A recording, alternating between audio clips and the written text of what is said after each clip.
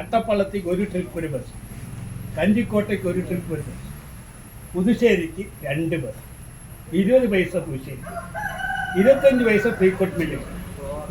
ഞാൻ പ്രീകോട്ട് മില്ലിലാണ് താമസം. 25 പൈസയാണ് പ്രീകോട്ട് മില്ലിക്ക് താമസം. ഈ ചന്ദ്രേട്ടൻ അന്ന് 20 പൈസയ്ക്ക് ഇവിടെ ഇറങ്ങി തന്നതാണ്.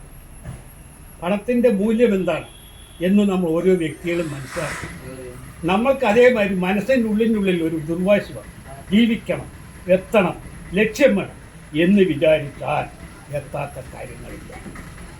ഞാനിത് പറയാൻ കാരണം, ഈ ബസ് ഫീൽഡിൽ ഞാൻ വരാൻ കാരണം ഒരു വൈരാഗ്യമാണ് എനിക്കും എൻ്റെ ഭാര്യയ്ക്കുണ്ടായത്. അപ്പം ഞാൻ വിചാരിച്ചു നമുക്കും എന്താ ഇത് ചെയ്താൽ. അന്നാണ് ഞാൻ എൻ്റെ ഭാര്യയും സംസാരിച്ചത്, നമുക്ക് ബസ് വാങ്ങണം, എന്നിട്ട് ഇനി ജീവിതമുള്ളൂ വിചാരിച്ചു അവിടുന്ന് തുടങ്ങിയതാണ്. ഞാൻ പ്രീകോട്ട് മില്ലിൽ പണിയെടുത്തു. 38 കൊല്ലം പ്രീകോട്ട് മില്ലിൽ പണിയെടുത്തു. ഓണത്തിന് പ്രീകോട്ട് മില്ലിൽ ഞാൻ പണിയെടുക്കും. 3 ഷിഫ്റ്റ്. ഒരു ഷിഫ്റ്റ് പോയാൽ 100 രൂപ.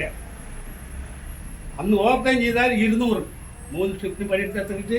600 കിട്ടും. ഇന്നത്തെ എത്ര ഉറുപ്പ്യ അറിയോ?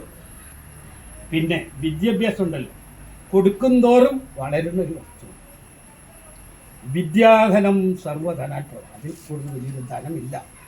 അറിവുണ്ടെങ്കിൽ ഏത് ഭാഗത്ത് പോയാലും നമുക്ക് ജീവിക്കാൻ പറ്റും. അറിവാണ് മനുഷ്യന് പ്രധാനം. കൊടുത്താൽ വർദ്ധിക്കുന്ന ഒരു വസ്തുവാണ്. അതേപോലെ നമുക്കെല്ലാം ലക്ഷ്യം വേണം.